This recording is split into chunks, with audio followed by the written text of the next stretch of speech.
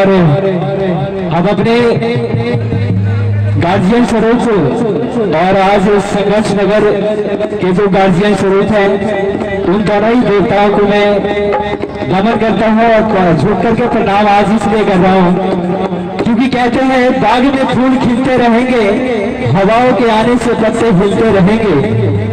बाग में फूल खिलते रहेंगे, हवाओं के आने से पत्ते हिलते रहेंगे।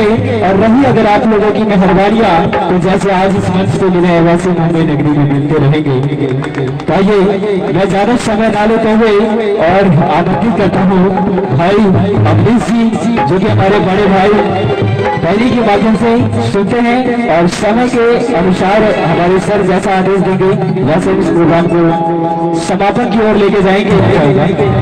लेकिन लास्ट मेरी शायरी और सर की आवाज है तो मैं इस चीज को दबा नहीं पा रहा हूँ। सर एक चीज बोलते हैं कि ऐ छठी भैया अपनी अदालत में एक जमानत रखना, ऐ छठी भैया अपनी अदालत में एक जमानत रखना।